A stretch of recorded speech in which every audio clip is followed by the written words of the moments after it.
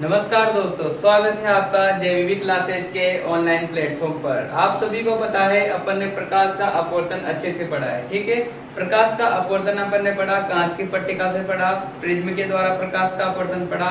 आज अपन पढ़ेंगे कि पृथ्वी के वायुमंडल के द्वारा प्रकाश का अपवर्तन किस प्रकार होता है। ठीक है, प्रकाश वायुमंडल में किसके द्वारा आएगा? या तो सूर्य से आएगा, तारों से आएगा। ठीक है, क्योंकि प्रकाश के स्रोत तो यही ना वायुमंडल के बाहर, सूर्य है या फिर तारे हैं। ठीक है ना। तो आज क्या पढ़ेंगे? पृथ्वी के वायुमंडल द्वारा अपवर्तन। वायुमंडल पृथ्वी का एक बहुत मोटा क्षेत्र होता है। ठीक है ना। पृथ्वी के चारों तरफ क्या है? एक वायुमंडल। जैसे कि मान लो ये पृथ्वी है, तो इसके चारों तरफ क्या है? वायुमंडल है। क्या है? वायुमंडल। तो इसे क्या कहते हैं? वायु की मोटी परत को वायुमंडल। देखो, वायुमंडलीय अपवर्तन क्या होता है? वायुमंडल द्वारा जो प्रकाश का अपवर्तन होगा वो क्या कहलाएगा? वायुमंडलीय अपवर्तन कहलाएगा। इसके अपन दो उदाहरण पढ़ेंगे। तारों का टिमटिमाना। कभी आपने रात में आकाश में देखा होगा कि जो तारे होते हैं वो टिमटिमाते हुए नजर आते हैं। ठीक है ना। टिमटिमाना मतलब कभी कम कभी ज्यादा, कभी कम कभी ज्यादा। तो क्या होता है? टिमटिमाना होता है। वो वास्तव में किस प्रकार टिमटिमाते हैं उसके बारे में अध्ययन करेंगे। देखो क्या होता है कि जो हमारी पृथ्वी है बहुत बड़ी है, इसके चारों तरफ हवा की जो बहुत मोटी परत है। ठीक है ना। जैसे कि ये परत है और बाहर क्या है? निर्वात है। क्या है? निर्वात। निर्वात क्या होता है? जहां वायु अनुपस्थित होती है, मतलब कुछ भी नहीं होता, ऐसी स्थिति क्या कहलाएगी? निर्वात कहलाएगी। उसके बाद ये वायु की परत आ जाती है मोटी सी। ठीक है, फिर क्या आती है? अपनी पृथ्वी आती है। अब जैसे प्रकाश की किरण निर्वात से किसी सघन माध्यम में प्रवेश करेगी तो अपने पथ से विचलन दर्शाएगी? दर्शाएगी नहीं दर्शाएगी? तो इस कारण यह अपवर्तन होता है और इस अपवर्तन के कारण हमको तारे टिमटिमाते हुए नजर आते हैं। देखो क्या होगा, जैसे पृथ्वी है, पृथ्वी पर यहाँ आप खड़े हो। ठीक है, अपनी छत पर खड़े हो, अब आप तारे को देख रहे हो, तो तारे से प्रकाश किरण आएगी ऐसे।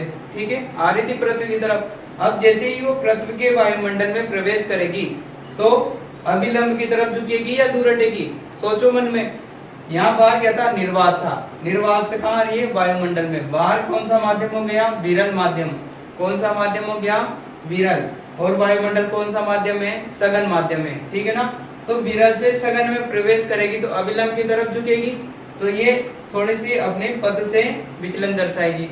तो विचलन दर्शा के कहाँ आ रही है? जो प्रेक्षक खड़ा है, कोई भी जो तारे को देख रहा है, जो देखने वालों क्या कहते हैं? प्रेक्षक। क्या कहते हैं? प्रेक्षक। प्रेक्षक खड़ा है। अब यहाँ से जो किरण आ रही है ये डायरेक्ट नहीं आ रही तारे से, थोड़ा अपवर्तित होके आ रही है। तो इस प्रेक्षक को क्या लगेगा कि ये किरण कहाँ से आ रही थी? किरण ऐसे आ रही थी सीधी। तो ये जो वास्तविक तारा था, तारा अपनी वास्तविक स्थिति पे था, तो वहां तो नहीं दिखेगा। कहाँ दिखेगा? यहाँ पर दिखेगा। तो प्रेक्षक को कभी भी वास्तविक स्थिति नहीं नजर आती। जब अपन छत से खड़े होकर तारा को देखते हैं तो तारा अपन को जहाँ पर दिखाई देता है वास्तव में वो वहां पर नहीं होता, वो थोड़ा इधर उधर होता है। ठीक है, वो अपन को वहां क्यों दिखता है? क्योंकि ऐसे अपवर्तित होकर किरण अपने पास आती है।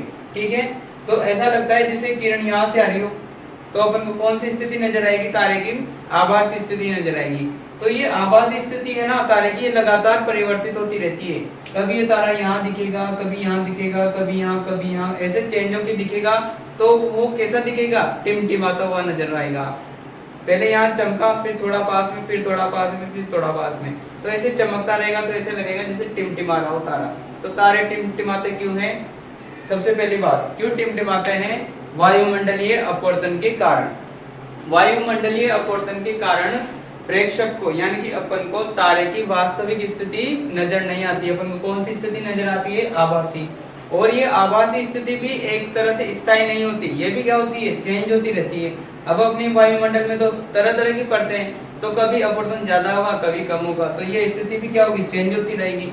इस कारण हमें तारे टिमटिमाते हुए नजर आते हैं। जबकि जो ग्रह होते हैं, ग्रह भी दिखते हैं कभी कभी। ठीक है ना। कभी कभी बृहस्पति ग्रह दिख जाता है, कभी कभी शुक्र दिख जाता है। वो क्या होते हैं? वो टिमटिमाते हुए नजर नहीं आते। क्यों? सबसे इंपॉर्टेंट बात, एक तो उनमें खुद का प्रकाश नहीं होता और वो अपन को तारे से बड़े आकार में नजर आते हैं। देखो आप एक तो बड़े से बल्ब को देखो अच्छे गौर से, एक छोटे से बल्ब को देखो। आपको बड़ा सा बल्ब कभी भी टिमटिमाता हुआ नजर नहीं आएगा, जबकि छोटा बल्ब टिमटिमाता हुआ नजर आएगा। ठीक है ना। तो तारों और ग्रहों का वही सिस्टम है। ठीक है, तो ये तो बात हुई अपनी तारों का टिमटिमाना। क्यों टिमटिमाते हैं? वायुमंडलीय अपवर्तन के कारण। नंबर दूसरी बात क्या है कि जो सूर्य है वो अपन को सूर्यास्त से पहले दिखाई देता है और सूर्योदय के बाद तक दिखाई देता है। अब आप मेरी बात पर विश्वास नहीं करोगे, जबकि वास्तव में होता ऐसा ही है। कैसे? जैसे ये अपनी पृथ्वी है, ठीक है, क्या है? पृथ्वी। ये पूरा गोला क्या है? पृथ्वी है। और ये क्या है? डॉट डॉट बना रखा है, ये चारों तरफ इसके क्या है? वायुमंडल। ये सीधी लाइन है क्षितिज, क्या है? क्षितिज ऐसे बनाते हैं, पृथ्वी की सतह से एक बड़ा स्पर्श रेखा खींच देते हैं, उसे क्या कहते हैं? क्षितिज।